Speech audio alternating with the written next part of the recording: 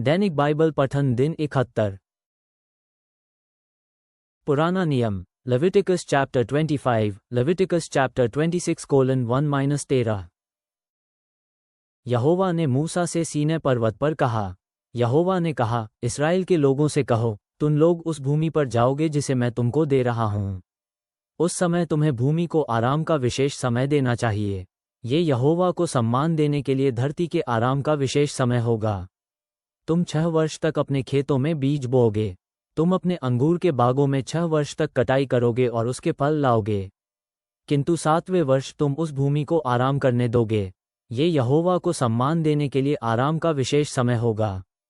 तुम्हें अपने खेतों में बीज नहीं बोना चाहिए और अंगूर के बागों में बेलों की कटाई नहीं करनी चाहिए।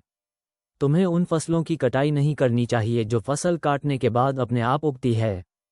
तुम्हें अपनी उन अंगूर की बेलों से अंगूर नहीं उतारने चाहिए जिनकी तुमने कटाई नहीं की है। ये भूमि के विश्राम का वर्ष होगा। ये भूमि के विश्राम का वर्ष होगा, किंतु तुम्हारे पास फिर भी पर्याप्त भोजन रहेगा। तुम्हारे पुरुष व स्त्री दासों के लिए पर्याप्त भोजन रहेगा। मजदूरी पर रखे गए तुम्हारे मजदूर और तुम्हारे देश में रहने वाले विदेशियों के लिए भोजन रहेगा। तुम्हारे मवेशियों और अन्य जानवरों के खाने के लिए पर्याप्त चारा होगा। तुम 7 वर्षों के 7 समूहों को गिनोगे। ये 49 वर्ष होंगे। इस समय के भीतर भूमि के लिए 7 वर्ष आराम के होंगे। प्रायश्चित के दिन तुम्हें मेढ़े का सींग बजाना चाहिए। वो 7वें महीने के 10वें दिन होगा। तुम्हें पूरे देश मन मेढ़े का सींगा बजाना चाहिए। तुम 50वें वर्ष को विशेष वर्ष मनाओगे। तुम अपने देश रहने वाले सभी लोगों की स्वतंत्रता घोषित करोगे। इस समय को जुबली मुक्ति वर्ष कहा जाएगा। तुम में से हर एक को उसकी धरती लौटा दी जाएगी और तुम में से हर एक अपने परिवार में लौट जाएगा। 50वां वर्ष तुम्हारे लिए विशेष उत्सव का वर्ष होगा। उस वर्ष तुम बीज मत बोओ, अपने आप उगी फसल न काटो, अंगूर की उन बलों से अंगूर मत लो। वो जुबली वर्ष है। ये तुम्हारे लिए पवित्र समय होगा। तुम उस पैदावार को खाओगे जो तुम्हारे खेतों से आती है। जुबली वर्ष में हर एक व्यक्ति को उसकी धरती वापस हो जाएगी। किसी व्यक्ति को अपनी भूमि बेचन में मत ठगो और जब तुम उससे भूमि खरीदो तब उसे अपने को मत ठगने दो। यदि तुम किसी की भूमि खरीदना चाहते हो तो पिछले जुबली से काल गणना करो और उस गणना का उपयोग धरती का ठीक मूल्य तय करने के लिए करो। यदि तुम भूमि को बेचो तो फसलों के काटने के वर्षों को गिनो और वर्षों की उस गणना का उपयोग ठीक मूल्य तय करने के लिए करो। यदि अधिक वर्ष हैं तो मूल्य ऊंचा होगा। यदि वर्ष थोड़े हैं तो मूल्य कम करो। क्यों? क्योंकि वो व्यक्ति तुमको सचमुच कुछ वर्षों की कुछ फसलें ही बेच रहा है। अगली जुबली पर भूमि उसके परिवारों की हो जाएगी। तुम्हें एक दूसरे को ठगना नहीं चाहिए। तुम्हें अपने परमेश्वर का सम्मान करना चाहिए। मैं तुम्हारे परमेश्वर यहोवा हूँ। मेरे नियमों और निर्णयों को याद रखो, उनका पालन करो, तब तुम अपने देश में सुरक्षित रहोगा। भूमि तुम्हारे लिए उत्तम फसल पैदा करेगी। तब तुम्हारे पास बहुत अधिक भोजन होगा और तुम अपने प्रदेश में सुरक्षित रहोगे। किंतु कदाचित तुम ये कहो, यदि हम बीज न बोए या अपनी फसलें न इकट्ठी करें तो 7वें वर्ष हम लोगों के लिए खाने को कुछ भी नहीं रहेगा। चिंता मत करो, मैं 6ठे वर्ष में अपनी आशीष को तुम्हारे पास आने का आदेश दूंगा। भूमि 3 वर्ष तक फसल पैदा करती रहेगी। जब 8वें वर्ष तुम बोओगे तब तक फसल पैदा करती रहेगी। तुम पुरानी पैदावार को 9वें वर्ष तक खाते रहोगे जब 8वें वर्ष बोई हुई फसल घरों में आ जाएगी। भूमि वस्तुतः मेरी है, इसलिए तुम इसे स्थायी रूप में नहीं बेच सकते। तुम मेरे साथ मेरी भूमि पर केवल विदेशी और यात्री के रूप में रह रहे हो।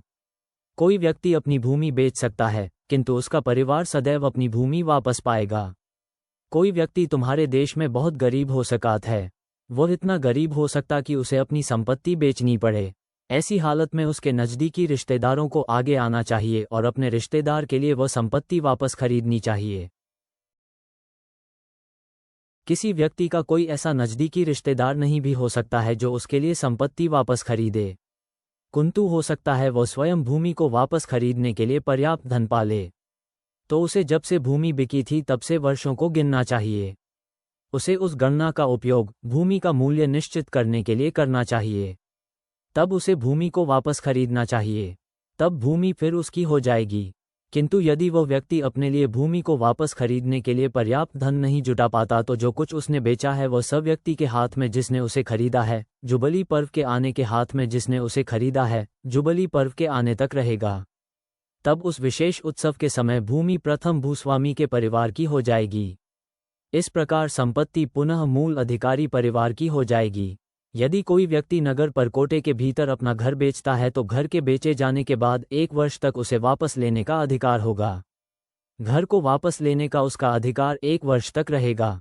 किंतु यदि घर का स्वामी एक पूरा वर्ष बीतने के पहले अपना घर वापस नहीं खरीदता है, उसका और इसके वंशजों का हो जाता है। जुबली के समय प्रथम गृह स्वामी को वापस नहीं होगा। बिना परकोटे वाले नगर खुले मैदान माने जाएंगे। अतः उन छोटे नगरों में बने हुए घर जुबली पर्व के समय प्रथम गृहस्वामी को वापस होंगे। किंतु लेवियों के नगर के बारे में, जो नगर लेवियों के अपने हैं, उनमें वे अपने घरों को किसी भी समय वापस खरीद सकते हैं। यदि कोई व्यक्ति लेवी से कोई घर खरीदे तो लेवियों के नगर का वह घर फिर जुबली पर्व के समय लेवियों का हो जाएगा। क्यों? क्योंकि लेवी नगर के घर लेवी के परिवार समूह के लोगों के हैं। इस्राएल के लोगों ने उन नगरों को लेवी लोगों को दिया। लेवी नगरों के चारों ओर के खेत और चरागाह बेचे नहीं जा सकते। वे खेत सदा के लिए लेवियों के हैं। संभवत तुम्हारे देश का कोई व्यक्ति इतना अधिक गरीब हो जाए कि अपना भरण पोषण न कर सके, तुम उसे एक अतिथि की तरह जीवित रखोगे। उसे दिए गए अपने कर्ज पर कोई सूद मत लो। अपने परमेश्वर का सम्मान करो और अपने भाई को अपने साथ रहने दो। उसे सूद का पर पैसा उधार मत दो। जो भोजन वह करे उस पर कोई लाभ लेने का प्रयत्न मत करो। मैं तुम्हारा परमेश्वर यहोवा हूँ। मैं तुम्हें मिस्र देश से कनान प्रदेश देने और तुम्हारा परमेश्वर बनने के लिए बाहर लाया। संभवत तुम्हारा कोई बंधु इतना गरीब हो जाए कि वह दास के रूप में तुम्हें अपने को बेच। तुम्हें उससे दास की तरह काम नहीं लेना चाहिए। वो जुबली वर्ष तक मजदूर और एक अतिथि की तरह तुम्हारे साथ रहेगा। तब वो तुम्हें छोड़ सकता है। वो अपने बच्चों को अपने साथ ले जा सकता है और अपने परिवार में लौट सकता है। वो अपने पूर्वजों की संपत्ति को लौटा सकता है। क्यों? क्योंकि वे मेरे सेवक हैं। मैंने उन्हें मिस्र की दासता से मुक्त किया। वे फिर दास नहीं होने चाहिए। तुम्हें ऐसे व्यक्ति पर क्रूरता से शासन नहीं करना चाहिए। तुम्हें अपने परमेश्वर का सम्मान करना चाहिए। तुम्हारे दास दासियों के बारे में, तुम अपने चारों ओर के अन्य राष्ट्रों से दास दासियां ले सकते हो। यदि तुम्हारे देश में रहने वाले विदेशियों के परिवारों के बच्चे तुम्हारे पास आते हैं तो तुम उन्हें भी दास रख सकते हो। वे बच्चे तुम्हारे दास होंगे।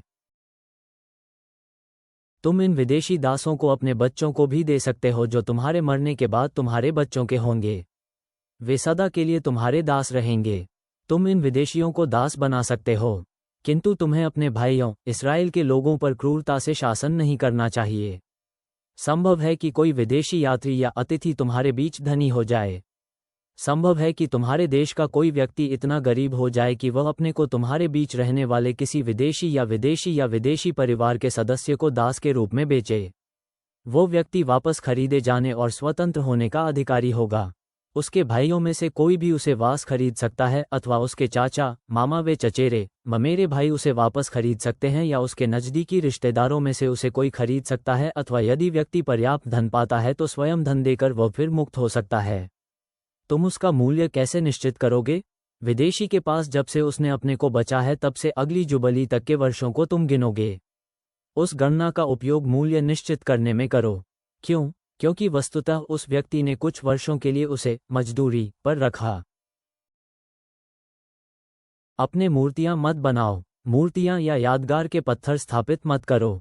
अपने देश में उपासना करने के लिए पत्थर की मूर्तियां स्थापित न करो। क्योंकि मैं तुम्हारा परमेश्वर यहोवा हूँ। मेरे आराम के विशेष दिनों को याद रखो और मेरे पवित्र स्थान का सम्मान करो। मैं यहोवा हूँ। मेरे नियमों और आदेशों को याद रखो और उनका पालन करो। यदि तुम ऐसा करोगे तो मैं जिस समय वर्षा आनी चाहिए उसी समय वर्षा कराऊंगा। भूमि फसलें पैदा करेगी और पेड़ अपने फल देंगे। तुम्हारा अनाज निकालने का काम तब तक चलेगा जब तक अंगूर इकट्ठा करने का समय आएगा, और अंगूर का इकट्ठा करना तब तक चलेगा जब तक बोने का समय आएगा। तब तुम्हारे पास खाने के लिए बहुत होगा और तुम अपने प्रदेश में सुरक्षित रहोगे। मैं तुम्हारे देश को शांति दूंगा। तुम शांति से सो सकोगे। कोई व्यक्ति भयभीत करने नहीं आएगा। मैं विनाशकारी जानवरों को तुम्हारे देश से बाहर रखूंगा, और सेनाएं तुम्हारे देश से नहीं गुजरेगी। तुम अपने शत्रुओं को पीछा करके भागोगे और उन्हें रहाओगे। तुम उन्हें अपनी तलवार से मार डालोगे। तुम्हारे 5 व्यक्ति 100 व्यक्तियों को पीछा करके भगाएंगे और तुम्हारे 100 व्यक्ति 1000 व्यक्तियों का पीछा करेंगे। तुम अपने शत्रुओं को हराओगे और उन्हें तलवार से मार डालोगे। तब मैं तुम्हारी ओर मुड़ूंगा, मैं तुम्हें बहुत से बच्चों वाला बनाऊंगा। मैं तुम्हारे साथ अपनी वाचा का पालन करूंगा। तुम्हारे पास 1 वर्ष से अधिक चलने वाली पर्याप्त पैदावार रहेगी। तुम नई फसल काटोगे, किंतु तब तुम्हें पुरानी पैदावार नई पैदावार के लिए जगह बनाने हेतु फेंकनी पड़ेगी। तुम लोगों के बीच मैं अपना पवित्र तंबू रखूंगा।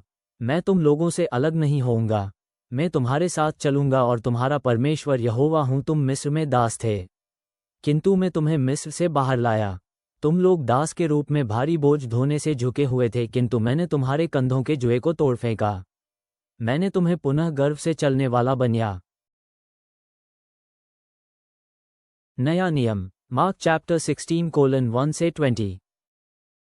सबत का दिन बीत जाने पर मरियम मगदलीनी, सलोमी और याकूब की मां मरियम ने यीशु के शव का अभिषेक कर पाने के लिए सुगंध सामग्री मोल ली। सप्ताह के पहले दिन बड़ी सुबह सूरज निकलते ही वे कब्र पर गईं। वे आपस में कह रही थीं, हमारे लिए कब्र के द्वार पर से पत्थर को कौन सरकाएगा? फिर जब उन्होंने आंख उठाई तो देखा कि वह बहुत बड़ा पत्थर वहां से हटा हुआ है। फिर जब वे कब्र के भीतर गईं तो उन्होंने देखा कि श्वेत वस्त्र पहने हुए एक युवक दाहिनी ओर बैठा है। वे सहम गईं। फिर युवक ने उनसे कहा, डरो मत, तुम जिस यीशु नासरी को ढूंढ रही हो, जिसे क्रूस पर चढ़ाया गया था, वह जी उठा है। वह यहाँ नहीं है। इस स्थान को देखो जहाँ उन्होंने उसे रखा था। अब तुम जाओ और उसके शिष्यों तथा पतरस से कहो कि वह तुमसे पहले ही गलील जा रहा है, जैसा कि उसने तुमसे कहा था। वह तुम्हें नहीं मिलेगा। तब भय और अचरज में डूबी वे कब्र से बाहर निकलकर भाग गईं। उन्होंने किसी को कुछ नहीं बताया, क्योंकि वे बहुत घबराई हुई थीं। सप्ताह के पहले दिन प्रभात में जी उठने के बाद वह सबसे पहले मरियम मगदलीनी के सामने प्रकट हुआ, जिसे उसने 7 दुष्टात्माओं से छुटकारा दिलाया था। उसने यीशु के साथियों को, जो शोक में डूबे विलाप कर रहे थे, जाकर बताया। जब उन्होंने सुना कि यीशु जीवित है और उसने उसे देखा है तो उन्होंने विश्वास नहीं किया। इसके बाद उनमें से 2 के सामने जब वे खेतों को जाते हुए मार्ग में थे, वह एक दूसरे रूप में प्रकट हुआ। उन्होंने लौटकर औरों को भी इसकी सूचना दी, पर उन्होंने भी उनका विश्वास नहीं किया। बाद में जब उसके 11 शिष्य भोजन कर रहे थे, वह उनके सामने प्रकट हुआ और उसने उन्हें उनके अविश्वास और मन की जड़ता के लिए डांटा फटकारा, क्योंकि इन्होंने उनका विश्वास ही नहीं किया था जिन्होंने जी उठने के बाद उसे देखा था। फिर उसने उनसे कहा, जाओ और सारी दुनिया के लोगों को सुसमाचार का उपदेश दो। जो कोई विश्वास करता है और बपतिस्मा लेता है, उसका उद्धार होगा, और जो अविश्वासी है वह दोषी ठहराया जाएगा। जो मुझ में विश्वास करेंगे, उनमें ये चिन्ह होंगे। वे मेरे नाम पर दुष्टात्माओं को बाहर निकाल सकेंगे, वे नई नई भाषा बोलेंगे, वे अपने हाथों से सांप पकड़ लेंगे, और वे यदि विष भी पी जाएं तो उनको हानि नहीं होगी। वे रोगियों पर अपने हाथ रखेंगे और वे चंगे हो जाएंगे। इस प्रकार जब प्रभु यीशु उनसे बात कर चुका तो उसे स्वर्ग पर उठा लिया गया। वह परमेश्वर के दाहिने बैठ गया। उसके शिष्यों ने बाहर जाकर सब कहीं उपदेश दिया। उनके साथ प्रभु काम कर रहा था। प्रभु ने वचन को आश्चर्यकर्म की शक्ति से युक्त करके सत्य सिद्ध किया। भजन संहिता, साम चैप्टर 33:1 से 11। हे सज्जन लोगों, यहोवा में आनंद मनाओ। सज्जनों सत्पुरुषों, उसकी स्तुति करो। वीणा बजाओ और उसकी स्तुति करो।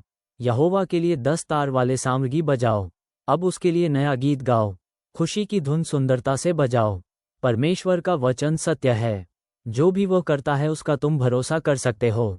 नेकी और निष्पक्षता परमेश्वर को भाती है। यहोवा ने अपने निज करुणा से इस धरती को भर दिया है। यहोवा ने आदेश दिया और सृष्टि तुरंत अस्तित्व में आई। परमेश्वर के श्वास ने धरती पर हर वस्तु रची। परमेश्वर ने सागर में एक ही स्थान पर जल समेटा। वो सागर को अपने स्थान पर रखता है। धरती के हर मनुष्य को यहोवा का आदर करना और डरना चाहिए। इस विश्व में जो भी मनुष्य बसे हैं, उनको चाहिए कि वे उससे डरें, क्योंकि परमेश्वर को केवल बात भर कहनी है और वह बात तुरंत घट जाती है। यदि वह किसी को रुकने का आदेश दे तो वह तुरंत थम जाती है। परमेश्वर चाहे तो सभी सुझाव व्यर्थ करे। वो किसी भी जन के सब कुचक्रों को व्यर्थ कर सकता है, किंतु यहोवा के उपदेश सदा ही खरे होते हैं। उसकी योजनाएं पीढ़ी पर पीढ़ी खरी होती हैं। स्वर्गीय पिता, हम तेरे सामने कृतज्ञता से भरे हृदयों के साथ आते हैं, तेरे वचन में पाई जाने वाली प्रतिज्ञाओं और मार्गदर्शन के लिए। जैसे हम लेव्यवस्था में विश्राम और पुनर्स्थापना के सिद्धांतों पर मनन करते हैं, वैसे ही हम मरकुस में प्रकट हुई पुनरुत्थान की शक्ति को भी ग्रहण करें, ये जानते हुए कि तुझ में सब कुछ नया हो जाता है। हमें भजनकार की भांति आनंदित होने और हर्ष के साथ गाने दे, तेरे अटल प्रेम और हमारे जीवन के लिए तेरी पूर्ण योजनाओं पर भरोसा करते हुए। हमारी आस्था को दृढ़ कर और हमें ऐसे जीवन जीने में सहायता कर जो तेरा सम्मान करे और हमारे आसपास के लोगों के लिए आशा लाए। हमारी इच्छाओं को तेरी इच्छा के अनुसार ढाल दे। आमीन।